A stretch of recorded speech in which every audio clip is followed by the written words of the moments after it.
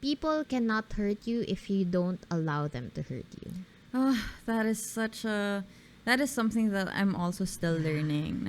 Take my power back. True. It's something you can control. So, for today's episode, we're talking about something important, I think. We're talking about non-negotiables. Non-negotiables. And I feel how do we know about our non-negotiables? What our personal, our business non-negotiables? Ano ba yung mga tinatanong natin sa sarili natin for us to discover our non-negotiables? But before we dive right into that, Teacher Ayn, please. Ano po ang non-negotiables?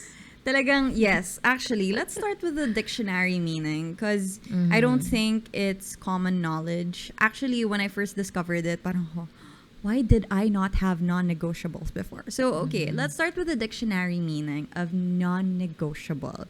So, ito yung mga bagay that are not open to discussion or negotiation or modification. As in, ito yung mga pag sinet mo, yun na yun, period, it's done.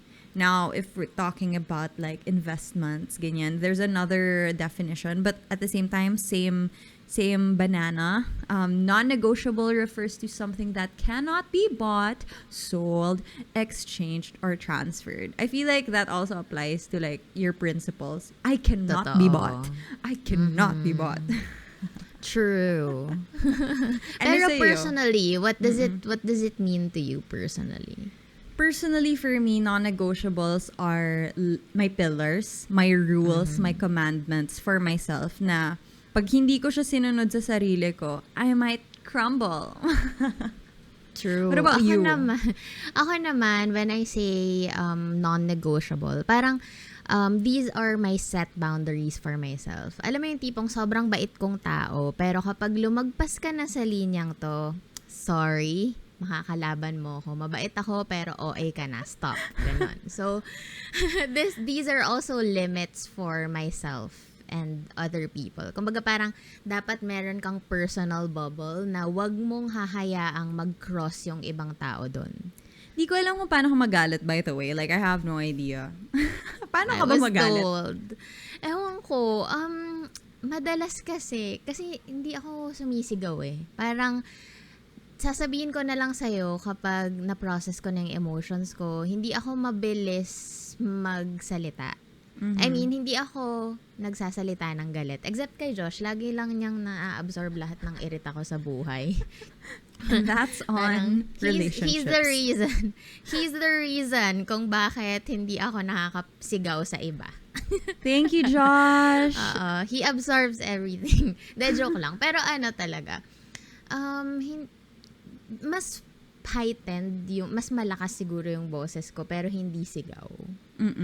Yung mga staff ko nga rin, hindi rin daw nila alam paano ako magalit. Sabi ko, ako, sobrang haba ng pasensya ko, so wag niyong intaying magalit ako. Gusto ko masabi yung line na yan. I'll use that next time. Sobrang haba ng pasensya ko. So wag niyong hintayin magalit ako. Skirt! I've never used that. True. Kasi 'di ba yung ako, mom ko, sobrang bait ng mom ko. Pero kapag as in lumaki lang yung mata niya sa akin, galit na galit. Takot na talaga ako. So parang wag niyong hintayin magalit ang mga mabait na tao. At pasensyosang tao. Yeah, that would be telling you something kung ang patient person is impatient na all of a sudden. Yes. But anyway, so I guess let's latag. Okay, ilatag natin yan mga sis. Okay. Ano yung natin? I guess to give people context, ano yung personal and business non-negotiables natin? Let's start with personal. Okay, sige ako, personal talaga. Very important sa akin yung respect. Anong tawag dito? Dapat kung paano mo ko tinatrato, ganun mo din tinatrato yung iba. Like in all walks of life, kahit nasa ano ba? Ako kasi kung paano ako mag-treat ng mayaman na tao, ganun din ako mag-treat ng ibang tao. Kasi hello, pare-pareho lang tayong tao and we all deserve respect. Yan siguro. One more thing, aside from respect, is whenever I get opportunities, it could either be a hard yes or a no. If it's not a hard yes for me, Yes. it should be a no. Like for example, kapag kunwari, ay, naging business na tuloy. Pero if I receive an email na parang, for example, speaking engagement or something para sa isang company, and pag inisip ko na, should I? It's a sign na it's a no. Mm-hmm. Yeah. You gotta be excited. So, yeah, you always have to have an excited yes for that. Ikaw, personal value. Personal, non-negotiables. Ang dami kong nilagay dun sa notes natin. Because I was like, ang daming layers ng non-negotiables. Kasi syempre meron kang overarching non-negotiables sa values, sa principles, ganyan. But then you also have non-negotiables on a daily basis na medyo mababaw lang. Pero at the same time, kailangan mo talaga yun. So, for me, values-wise, I need peace of mind. Like, on the grand scheme of things, I need peace of mind. Kailangan chill, relaxed, and I should be confident in whatever's going on around me. So, if something is not giving me peace of mind, I should, and I will, walk away. Or I'll fix the situation until I have peace of mind. True. And another thing, I guess, is independence, which is why I really want to work hard and achieve that independence. Kasi for me, hindi siya negotiable na I need to give this to myself. Na kailangan ko to keep my independence, to be able to make my decisions, to have my own opinions. So anything that will hinder my independence will be a no for me. But for like, I guess, the daily naman, so yung medyo mas mababaw na non-negotiables, I've recently, in the last year, exercise, obviously. Naging part na siya ng buhay ko. Tapos, alam niyo, like the last 2 weeks kasi, hindi ako masyado nakaka-workout. Tapos, sobrang iba talaga yung quality of my life pag hindi ako nag-exercise, kapag ka hindi ko nasusunod yung sarili kong non-negotiable. This is something I imposed on myself. It's not like anybody is telling me to do it. This is an Ayn commitment, and I need to commit to myself. So yun, exercise is something that I need to really have. And then, in order to keep that going, I need proper sleep. So, non-negotiable yung sleep. Before, I don't know. Ikaw feeling ko, I don't know. You can answer later. Pero, sige. I'll answer my daily non-negotiables too. Sige, go. Pero naalala ko kasi, remember how you were making kwento yung sa LANA, I think, when you were up until 4 a.m., tapos gigising ka ulit ng 6. Tapos parang ako, inisip ko, hindi ko talaga kaya yun. As in, I'll move my schedule around. I need to sleep. Hindi ko alam kung paano mo ginawa yan, madam. Muntik na akong mag-crumble. I don't know how you did it. Nung college susuka kaya pa, pero di susuko. Oo, nung kabataan, syempre kaya. Susuka pero di susuko kahit walang tulog. Ganun. Okay lang. I hate that feeling. I know what you mean, pero hindi ko na talaga siya kaya. I feel like Same. Sleep is essential, guys.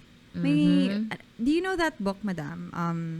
Why We Sleep or something? I haven't read that, but I heard good reviews about that. Turns out, like, sleep is not just a lazy person thing. Yeah. We have entered the age where sleep is paramount. Sleep is also productivity. I guess to wrap up my list is mental health. Ayan na.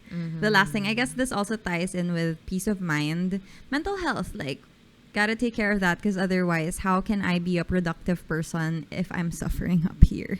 So, True. Again, something just to always remind myself na I need to take care of my body, my mind, in order to be the version of myself that I want to be. Non-negotiable. Right. Speaking of mental health, yun nga, included din talaga sa daily non-negotiables ko ang meditation and journaling. I could not function. Ito siguro yung parang equal ng exercise mo.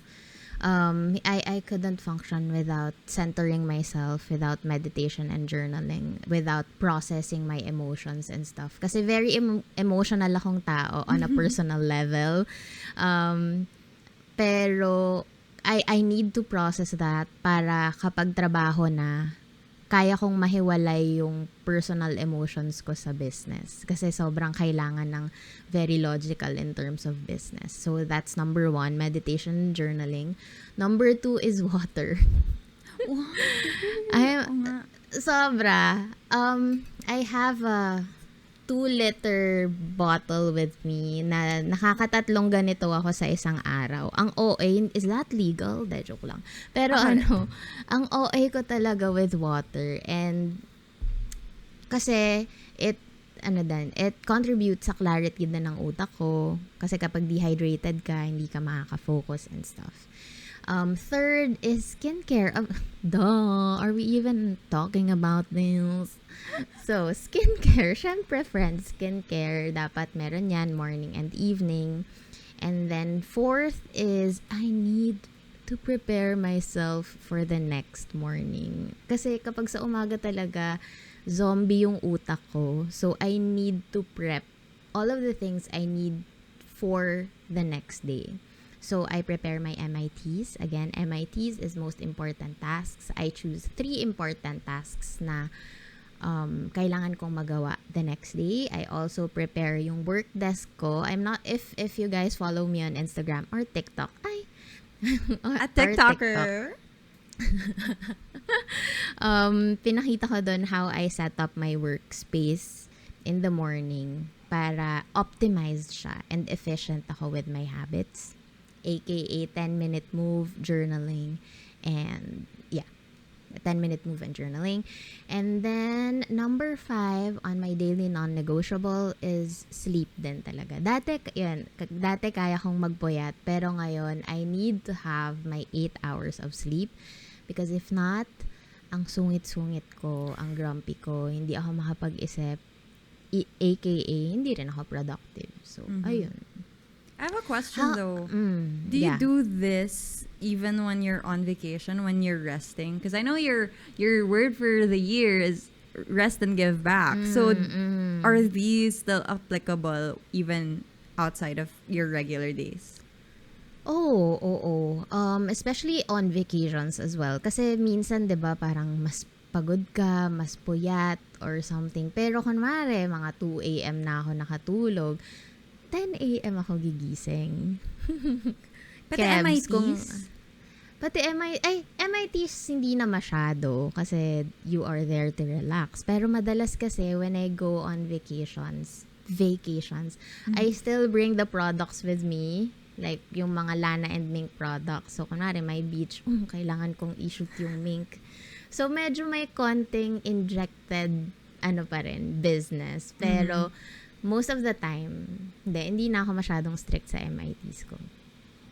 I feel like the kind of person you are, I'm just psychoanalyzing you. I feel like rest for you also still includes work. Kasi here's the thing. Yes. There are people saying na parang, you should stop working, blah, blah, blah, blah, blah, blah. But I feel like it's so deeply embedded in some people na mas nasa-stress sila if they're not doing anything. Alam mo yun? Gosh, yes. I don't know if other people can relate. Pero kasi, I have experienced this before because I used to do, well, actually, I still do it. Calendar blocking. Tapos, I shared it and then somebody told me, oh my gosh, Ayin, you need to relax. You need to, you need to chill. Tapos parang ako, do I need to chill? So, I tried. Like, I stopped doing it. Tapos parang, pero mas na-stress talaga ako. I was so stressed. I was so anxious. And I feel like we have different ways of coping with our daily life. Na if you're somebody who needs structure, give it to yourself. Give yourself whatever you need to be okay. Yes, true. I just really remember. Kasi siguro i-share ko dito sa YouTube one day. Pero, if you see my calendar, as in talaga, parang, For example, 10 o'clock to 11:30, check emails. 11:30 to 12:30, cook lunch. 12:30 to 1:30, lunch with Josh. As in talagang by the minute. And you are correct, may mga tao na iffy na parang ayokong nire-restrict ako with time. Pero kasi tayo, as calendar people as we are, we literally cannot function. Parang we have to have a virtual secretary. Which is Google Calendar. Which is Google Calendar. And with your point din kanina na, you know what, I feel like kailangan nga talaga ng work. Parang I flow when I work. It's also part of my rest. Kumbaga, ano bang tawag dun? Napapakalma ako ng trabaho. Does that make sense? It sounds so weird, but may mga ganun talagang tao, guys. It doesn't need to be you, but some people are like that. Or maybe because we really, really love what we're doing. That's true. That is true. Kasi, I feel like with your businesses as well, like Lana, Mink, and the whole family, the whole company, your staff, ano na siya, it's there. It's part of you. So, it's kind of hard to just pretend na it's not there. Na parang, I'm gonna rest and pretend like the company does not exist. That's not possible. But, you can set boundaries and non-negotiables. Like, yun nga, meditation, skincare, yung mga little things that make you, remind you na you're also an individual functioning in this little whatever it is. Totoo. Yung sa nagugulat nga yung mga staff ko kapag late ako mag-reply. Parang, okay lang ba si Rizza? Ang tagal niya nag-reply. Para mga 1 hour 30 minutes siyang hindi nag-reply sa akin. Ganun. Oh my gosh. Saan kayo nagko-communicate sa office? Messenger. Either Messenger or Discord. Nice. I haven't tried, I've tried Discord with you guys. So, nauubos yung internet ko. Oo. Ayun. How about your relationships? May mga non-negotiables ka ba with your relationships? Relationships. Well, okay, can I talk about dating for a bit? So, kasi wala naman akong, I feel like sa relationships, as far as family is concerned, masaya naman ako, wala akong babaguhin. So, wala akong masyadong non-negotiables in that area na parang, I feel like everything right now is fine. Wala akong babaguhin. But with dating, when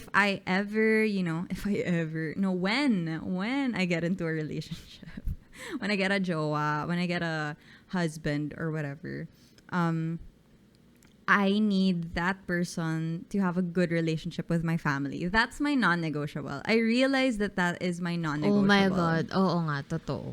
Diba? Oo nga, no? Hindi ko talaga akalain. True. Ganun ba si Josh? Oo, sobra. Parang mas mahal na siya ng pamilya ko kaysa sa akin. Ewan ko. Kasi, iniisip ko, parang I can walk away from somebody na mayaman. Okay lang. Like, I don't really care. Kasi, goal ko naman is to be independent, diba? So, mayaman is just a bonus, but not really a non-negotiable. And then, there's drive, there's intelligence, there's guaponess, obviously. Pero like, parang okay, these things are still not that super strict na sobrang nakataga sa bato. Nakasulat sa bato. It's not like that. Pero, ang pinaka non-negotiable ko talaga is how they treat and get along with my family. Na over the years, I just learned as well na parang, na that's what matters to me. What about you? Paano mo nasabing si Josh? Ang hirap kasi sobrang tight-knit din ng family namin. Sobrang close namin. And parang if someone will parang join the picture, tas biglang hindi sila okay, parang hindi ko ata kaya. Kasi I cannot compromise my family. Sobrang mahal na mahal ko yung pamilya ko. So, sobrang okay din na close din si Josh kay mama or may dad or mas mag-uusap nga yung dad ko at si Josh kaysa sa aming dalawa. Cute. Ayun. So that's good. And yun nga, syempre depende din sa siguro sa mga listeners, depende rin sa situation kung ano yung magiging relationship non-negotiables nyo. Pero ganun, yun ako. Yun kami ni Ayn. In terms of relationships naman, non-negotiables ko is meron kaming daily Netflix lunch date ni Josh. So hindi ako dapat mag-set ng any call from 12:30 to 2 p.m. kasi we need to have our sanity intact na nagde-date pa. Number 1, nagde-date pa rin kami. Number 2, we have lunch together. Number 3, kahit isang episode lang, masaya na kami ng isang episode. So, yun, daily non-negotiable ko yun. And then number 2 on my relationship list is accountability dates naman for my family. Kasi every quarter, nagsiset kami ng parang accountability meeting. Kasi we also set our goals. What? Ako, ito, kay Louie to, yung sister ko. Kay Louie to and sa mom ko naman. Nag-aano kami ng accountability dates. Parang lang, either mani-pedi lang kami. Tapos, That's so cute. kamusta goals mo? Ganyan-ganyan, blah, blah, blah. O kaya, take out lang kami, kain kami sa bahay. Kamusta buhay mo? Kamusta goals mo? Ganyan. So, ayun, may mga ganun kami. Kami naman ni Louie, meron kaming annual accountability date. As in talaga yun yung hardcore. Meron kaming worksheet, meron kaming, rate yourself in terms of health, 1 to 10. Mga ganon. Why? So Why did you do cute. that? Mga ganon. So, ayun. I should start that with Aline. Aline, we're gonna do that, okay? Kasi rin siya, refreshing din siya. And you get to know your siblings more. That's true. Naalala ko lang since you mentioned that, isang non-negotiable na I added, I think in the last 2 years or so, ganyan, gifts, birthday gifts. Because as a person, I'm not a birthday person. As in I'll celebrate my birthday, but I hate announcing my birthday. Especially yung sa Facebook, yung madami mag-message sa akin. So to me, it doesn't matter kung mag-greet ako or hindi. Wala akong pake if people greet me or not. Actually, sometimes I wish they wouldn't kasi, it just makes me anxious. It's notifications. It is notifications. Pero I realized na not all people think the way that I do, and Right. like my family, I think, and not just my family, but also my close friends, ganyan, they care about their birthdays. So, really trying to get out of my comfort zone and talagang make sure I remember birthdays. And then on top of that, I want to give gifts every birthday ng like brother, sister, mom, dad, truffle. So, tapos na yung 3 birthdays namin this year. So, Owen got a gift, Aline got a gift, Truffle got a cake, and then parents ko. So, yun. Because I feel like, yun na lang, it's a simple thing, pero Right. I think it's like a quadrant 2 thing. If you haven't listened to our last episode, You should. it's one of the things you do to maintain relationships. And it's a way of refilling your emotional bank account. Ako, mahilig din talaga ako magbigay ng gifts with birthdays. Minsan, wala lang, gusto ko lang, ganon. So, ayun. So, that's relation. Meron nga Ay, bouquet sorry, go. from Rizza. Like, standing beside me is a sunflower bouquet from Rizza. It's an Ayn X Tala Ala, Yes, we have a bouquet. collaboration. Oh my gosh, can you believe it? Congrats, madam. I'm Segue so proud natin. of you. Okay, Oh, speaking of. We started a jewelry collection. Yes. So, I don't know if you guys can see it, pero I have my earrings here. I'm wearing them right now. Anyway, so you can check out lana.ph. There's an Ayn Bernos collection over there. Oh my gosh. These Jen are- Imhons chat. I know. Who is she? Oh Char. my gosh. Congratulations, madam. So Thank proud you of you for the opportunity. Diba? Ang dami namin collab. Ang dami. Abangan ang susunod na kabanata. Marami pa yan. Marami pa dyan. Okay, speaking of business. Sabi ko na. Ikaw, madam, ano ang business non-negotiables mo? Pag nasa work ka or within your company, what are your non-negotiables? Oh, okay. So I guess company-wise, business-wise, people first, always. Na parang, okay, true. for example, holiday, ganyan. Are we gonna pay for holiday? Yes. Kasi people first. Like, even if it's a slow month, we always need to put people first. So that includes staff, customers. Kung mayroon kaming mali, it's okay. We'll take the, take the hit as long as people can come first. And then inclusivity, because it's Morena the label. Morena the label is all about celebrating brown skin. And if we're not being inclusive, then we need to change that, fix that, learn whatever we need to learn or educate ourselves to stay and be more inclusive. So, ayun, it's something that we're constantly working on. Kasi syempre, di ba, ang dami kong hindi alam. Pero, as soon as we learn new information, we try to fix those mistakes, kung merong mistakes, and improve where we can improve. And stay true to our roots na talagang we're all about empowerment.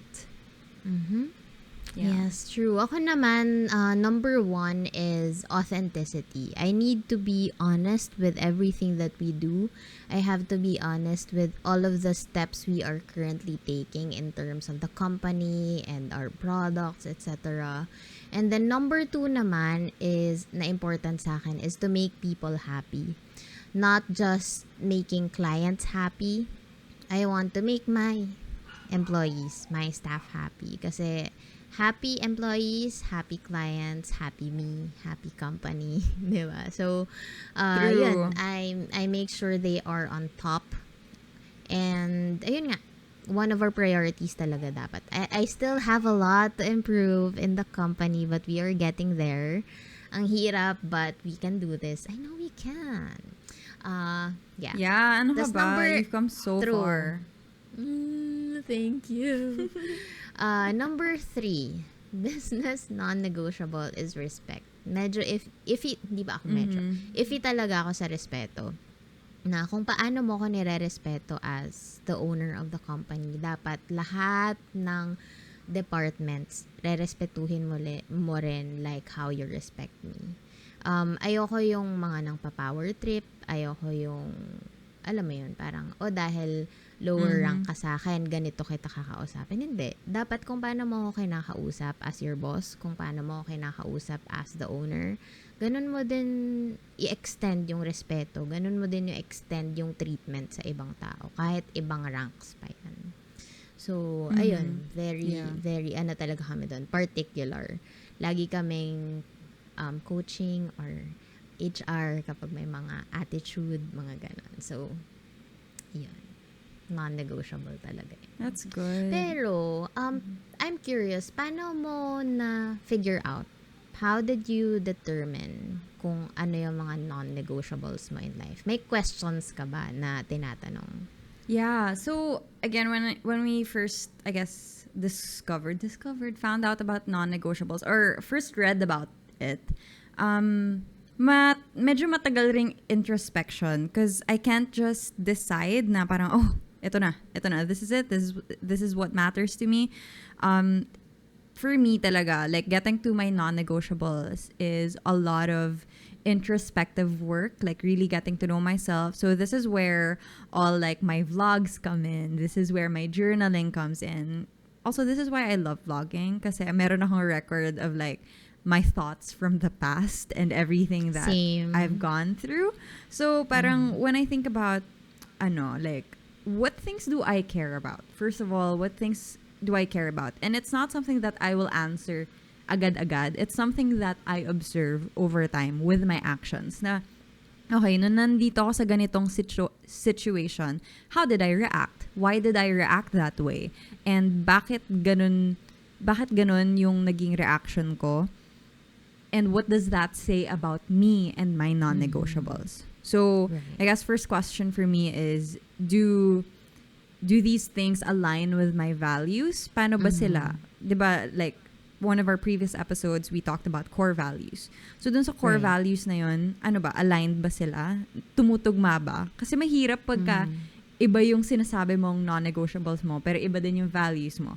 If hindi aligned yung mga important pillars like this, maguguluhan talaga tayo. And then the second one is, if this happened to someone dear to me, would I be okay with it? Because sometimes we put up with a lot of things because ayaw natin ng conflict or ayaw natin mahirapan, ganyan. Compromise. Pero, diba? Pero iniisip ko, if nangyari to sa, let's say, my sister, ganyan, if somebody treated my sister this way, would I be happy with that? Would I be okay with that? If somebody did this to my best friend, would I be okay? Like, so I try to ask that question, especially when it comes to myself, because sometimes, you know, it's easy to let things happen to you kasi parang, okay naman yun eh. Like, this is okay. Pero if hindi mo siya hahayaang mangyari to somebody you care about, then you shouldn't let that happen to you as well. Then that must be a non-negotiable. Yes. Diba? Amen. And I guess the last one is, ano yung trade-offs? And by that, I mean, ano yung, kasi, like, when you choose something, you say no to another thing. So, for example, exercise is a non-negotiable. Pero ano yung trade-off niya? In order for me to be able to sustain yung exercise non-negotiable ko, I also need sleep. So, matitrade off ko. Ano yung mawawala sa akin? Mawawala sa akin siguro yung late night socializing or mawawala siguro sa akin yung binge watching ko sa Netflix.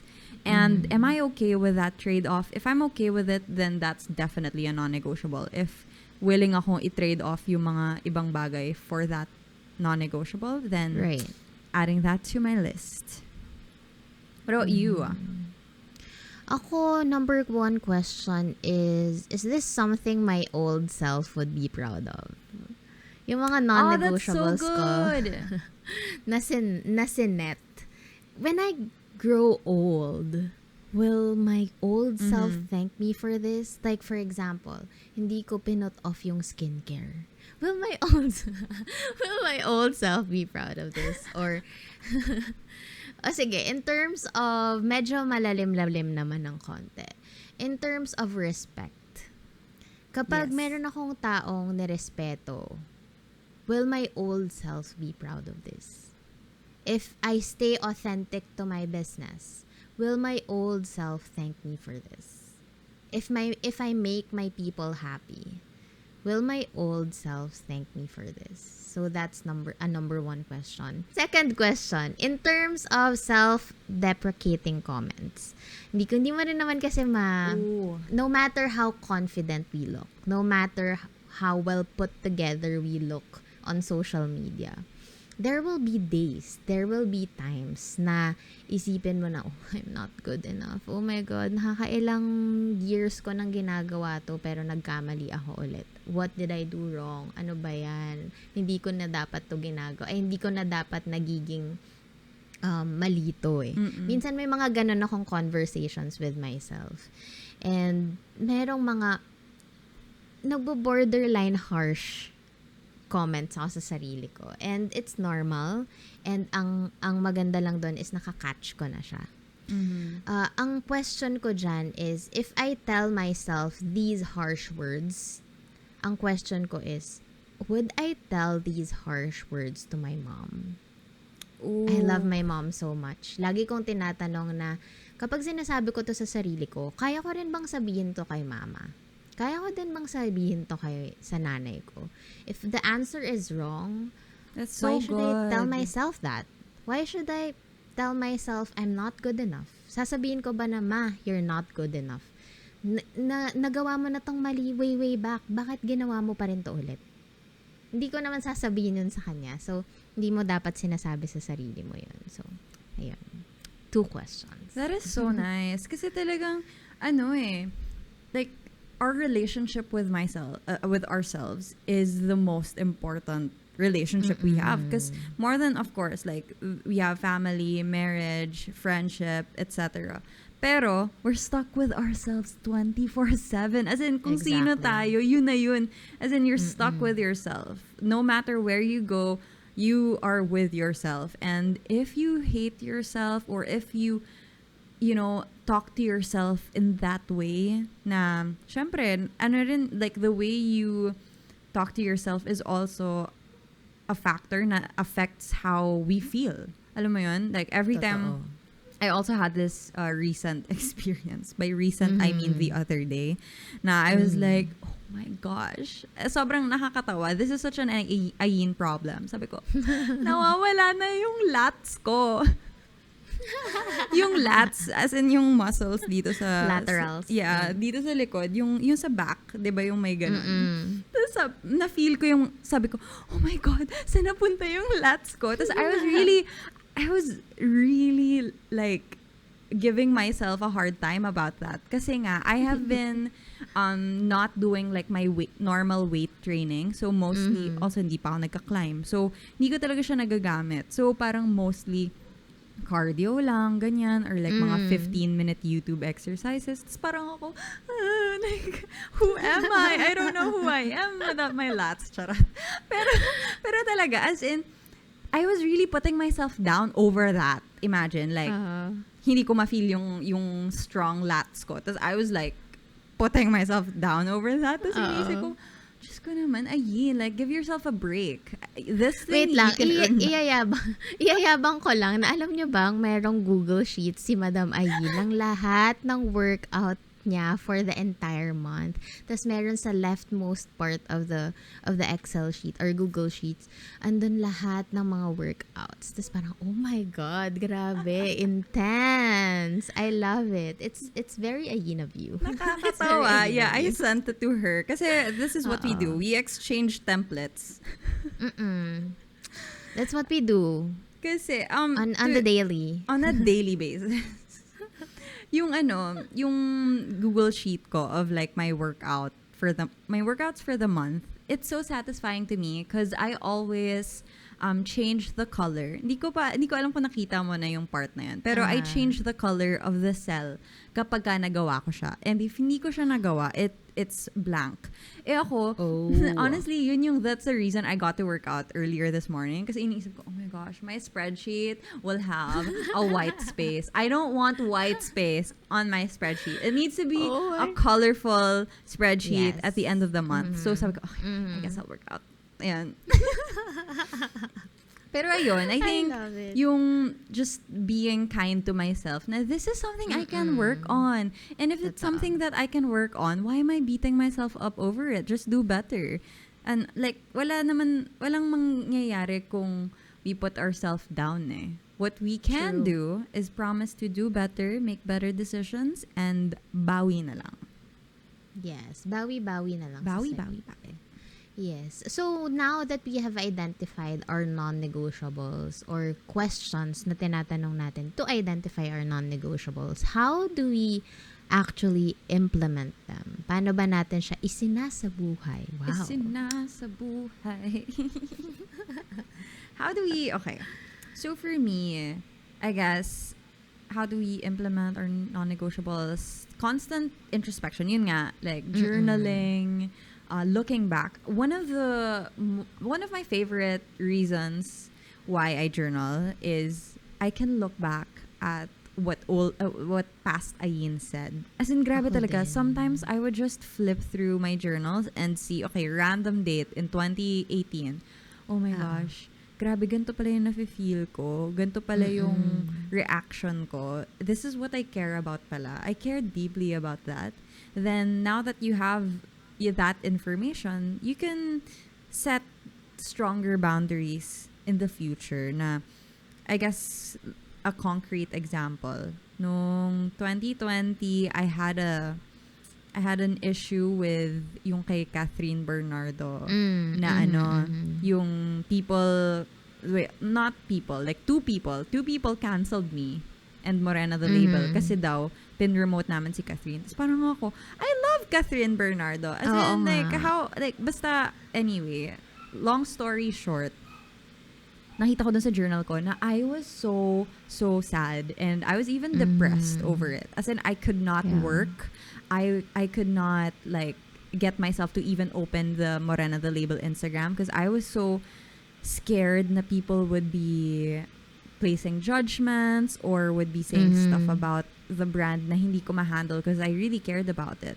So, looking back at that and how I felt in 2020, August 2020, I learned na I really need to set my boundaries, especially mental health-wise.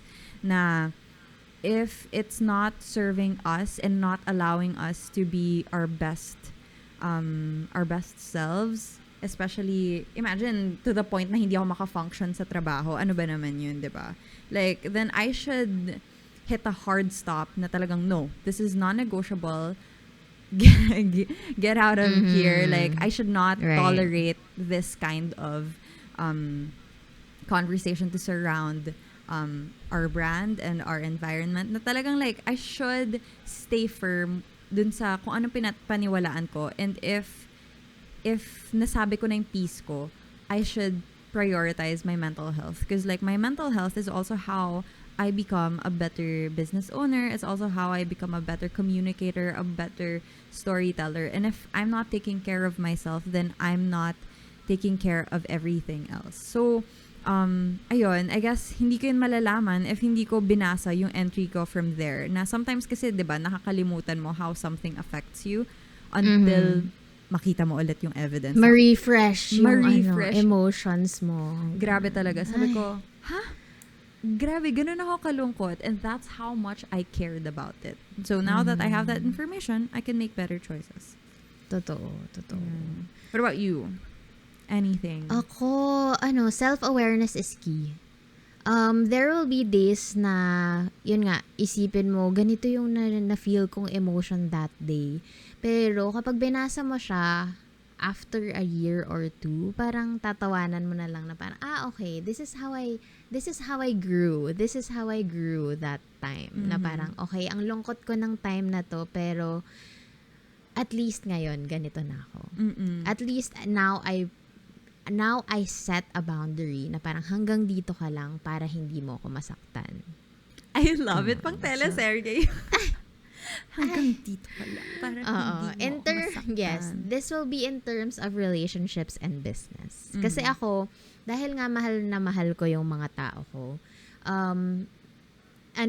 parang hindi daw dapat to. Kapag pag kinukwento ko sa mga business mentors, business friends, sinasabi nila na dapat hindi ako sobrang maging close sa mga employees kasi if there comes a time na hindi na sila mag-deliver or hindi na okay yung performance nila, na kahit kinausap mo na ilang beses, tamad pa rin or whatever, or sasagutin ka ng walang sense, kailangan mo na silang i-let go.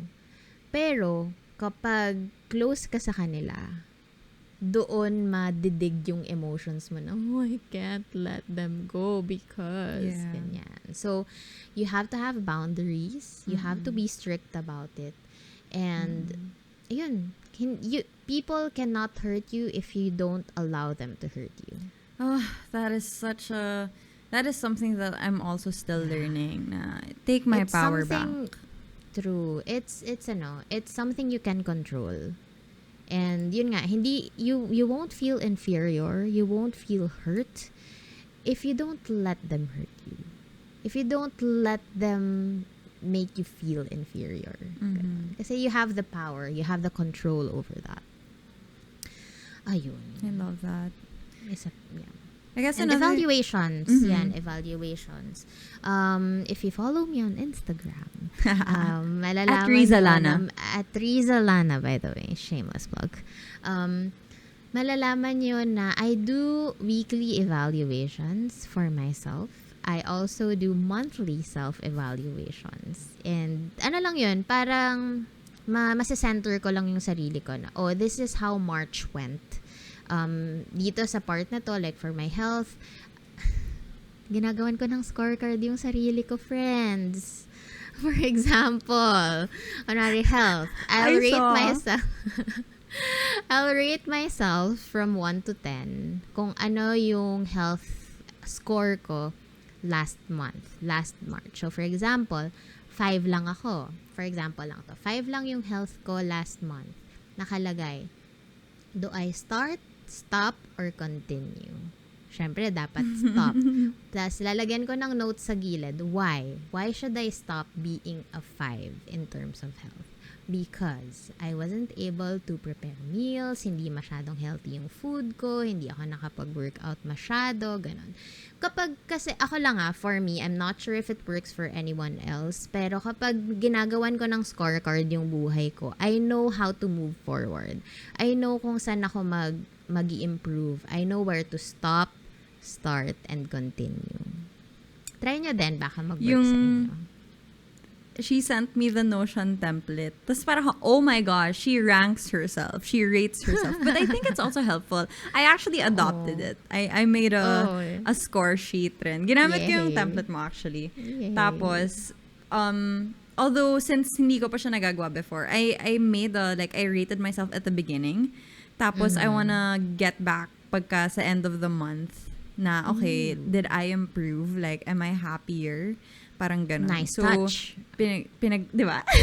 We're always maganda yun. iterating. Iteration is key. Iteration is key. So, in-add ko dun sa template ni Madam Rizza was like kasi halimbawa, ano pa yung mga areas in my life? Ayoko magulo yung windows ko. So, never mind. Hindi ko Health, nabubuksan. relationships, Fitness, like workouts, like how consistent I am, ganyan. Tapos, after nun, evaluate ko, ano ba? Was I able to stay true to what I said I was gonna do? Because again, the relationship with yourself is all about trust as well, just like any relationship. And if you say you're gonna do something, you need to do it. Otherwise, maaapektuhan yung relationship mo sa sarili mo. Like, stop flaking on yourself. Yes. Do what you say you're gonna do. Promises matter. Ayun. Yes. Oh, and I guess to add dun sa how do we implement our non-negotiables, to me it's also important to confide in people that we trust. Kasi parang sometimes another person's perspective really enlightens how we see our life and our world. Na halimbawa, hindi ko alam na naapektuhan pala ako negatively ng ilang bagay na parang, oo nga no, na ano pala ako, hindi pala ako magaling sa notifications. Sometimes, like, people need to bring those things up, and I personally need to hear it from people that I trust and who I know, care about me and hindi malicious yung intent. So, ayun, I guess, building a circle of trusted people and getting feedback from them, because feedback is the breakfast of champions. Okay. Now, going to our worksheet. Yay! Exciting stuff ahead. So, we would like you to enumerate your top 3 negotiables and tag us. So, sasagutin din namin to ngayon. So, Madam, what's your top 3 non-negotiables? Okay, salitan tayo, 1 each. Okay, Tapos, sige. and why pala. Don't forget to tell us why it's a non-negotiable for you. So, independence is the first one on my list. Although I think medyo siya, not in any particular order. Yeah. So, independence is important to me, and it is a non-negotiable to me because I'm a person who needs control. And not in a bad way. I don't think it's a bad way at all. I want to be able to be independent in the sense na I can have my own opinions. I can make my decisions without really, alam mo yung parang, lalo na kung meron kang, let's say sa politics, diba? Like meron kang backer, ganyan. Tapos you can't have your own opinion kasi yung backer mo has a different opinion. So I don't want that. Like, right. I need to sustain my independence no matter what, so I can stay true to myself, because I'm definitely going to have varying like opinions and beliefs with everyone. Like, I'm a unique human being, so talagang ganun, individual talaga rin yung mga paniniwala ko, ganyan. So independence is important to maintain that. But also at the same time, I feel like being independent also allows me to be interdependent. Kasi, balik na naman tayo sa 7 habits of highly effective people. Yes. So, meron kasing 3 types of relationships. So, the first one is codependent, yung hindi nyo kaya mawala yung isa't isa. Like, yun lang talaga. The second one is independent ka naman. Independent, ibig sabihin, hindi mo kailangan ng ibang tao. Pero ang interdependence is yun yung kaya mo mag-isa, pero dahil kaya mo mag-isa, mas kaya mong magbigay and maging together with another person or many other True. people. So, my goal is to be independent so that I can bring value also to the people in my life who I care about, ganyan. Wherever I go, I can bring value kasi naset ko na yung independence ko. And hindi ako magde-depend for other people to also, paano ba to? Like, I won't be parang hindi ko dependent, hindi ako mawawala sa landas if in any case somebody else fails or disappoints. Parang I'll be okay, but also I am capable of having good relationships with others. Yun. So independence is my first non-negotiable. Yes. Ako, first non-negotiable ko is relationships. I need to be able to, kasi no matter how I work, no matter how much money I get, relationships pa rin talaga yung priority, yung non-negotiable. Kasi, this is how I want my life to be. Na hindi ako nagpakapagod para magtrabaho, para masira yung relationships ko with my family, with my husband, with my employees. Alam mo yun, parang kahit ano pang mangyari sa mundo, dapat I will try my best na maging okay yung relationship ko with them, with the people I value the most. Alam mo yun? Yeah. So, personal, dapat I constantly call my family. I always have these dates with Josh or a podcast every Wednesday. So, alam mo yun, parang I have to nourish these relationships kasi yun nga, ganun ko gusto yung buhay ko na I surround myself with amazing people that I really, really cherish and love. Yun siguro yung number 1 ko. Yeah, Ikaw. I love that. What's your second? The second one is kind of related. It's people first. Like I said earlier, yun nga, whatever we do, it's always think about the people. Because oftentimes, and this is not just business, this is also like relationships, personal issues-wise, decisions, people first. Like, how is this going to affect the person involved?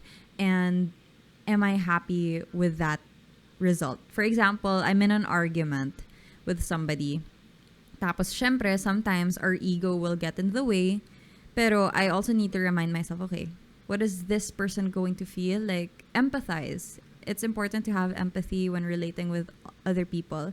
And at the end of the day, mas importante yung tao kesa kung ano man yung pinag-aawayan, kung ano man yung argument. Because like material things, I guess arguments, these are things that we can navigate properly. Pero relationships with people, mahirap yan pag nasira. Totoo. So, people first. Ako naman, next na negotiable ko is self-care. I need to be able to fill myself up before I am able to share and fill the cup of others. So, self-care, kanina na-discuss natin yung water, meditation and journaling, skincare, the workout or moving, and sleep. Yun. Kailangan talagang nakalatag lahat yan so I can function and be productive and help other people. Yun talaga. I love that. And same, yung third ko actually is mental health.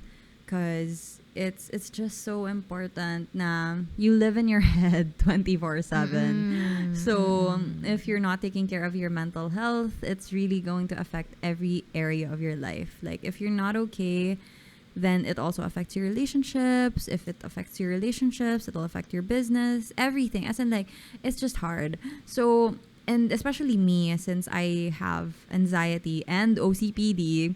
So, oh my gosh, as in talaga, like, it's just a circus up here. It's a circus up here, but it's a beautiful, entertaining circus. So I'm proud of I the love circus. that. I'm proud of the circus up here, but at the same time, I need to be in charge. So being in charge of my mental health, taking ownership and responsibility for whatever goes up here, I need to be more mindful about how I treat myself and what I allow in. Because sometimes, when I'm not mindful, ang dami kong i-accept na hindi pala okay. So, Yeah. it's non-negotiable for me to be more careful kung ano yung tatanggapin ko sa buhay ko at ano yung mga what I will say yes to, and how I personally talk to myself and treat myself. Because again, like, a lot of this is self-imposed na, it, like, people don't see it, but how I converse with myself, how I talk to myself is one of the main factors that affect my mental health. So yun talaga ang inaano ko na put your mental health first, so everything can follow accordingly and properly, and I can have peace of mind. Yeah. Speaking of peace of mind. Yan ang third non-negotiable ko. I should always feel at peace wherever I am right now. Kahit hindi ko pa nararating yung mga goals ko, kahit hindi ko pa na-hit yung mga targets ko, I should be able to be with myself and be at peace where I am. Na parang I should be able to, di naman control eh. I should be able to be happy with how I'm going, where I'm going, and how I will go there. Sabi ko nga sa previous episode, hindi to paramihan ng pera, pakontian to ng sakit ng ulo. So, ayun, kahit there might be an opportunity, but I should be able to ask myself, will I be happy if I take this on? Will I have peace of mind if I take this on? So, ayun, importante talaga sa akin na happy ako with my decisions. Yes. I feel like happiness is so underrated because sometimes, when we talk about happiness, sometimes it seems like a selfish thing, na parang, why do you prioritize your happiness? Because if you're unhappy, you can't give. You can barely give. If you're unhappy, how you relate with others is also affected. If you're unhappy, your productivity is affected. If you're unhappy, then how can you do anything else nang hindi ka nagka-crumble? So, I feel like happiness is so essential. Happiness is so underrated, and we should not feel guilty for pursuing it at all. The pursuit of happiness. Ay, happiness. Okay, so it's time for our favorite segment. Hello, studio. Hi, studio. We love you, studio. Thank you so much again. So we have an announcement. I made a mistake. I forgot to post our giveaway post on Instagram for last episode. So we are extending our 12 giveaway to next week. All you need to do, again, repeating the same mechanics from last week, you need to follow at Studio, at Camp Confidence Radio, at Ayn Bernos, at Rizza Lana on Instagram. Tapos on the post, which I will be posting na, promise. And then comment the Studio 12 color you'd like to win and your takeaway from episode 5 and 6. So dalawa na. Dalawa ng episode since you can either do 5 or 6, basta your takeaway, your favorite takeaway, and then we'll have the post up there. We'll also ask you if you could kindly share the post on your Instagram stories, tag us, and then the winner will be announced on the next episode, which will be April 18, 2021. May year talaga. Yes. And good news from Studio as well. 12 is having a price drop. So from 5,500, magiging 4,300 na lang siya.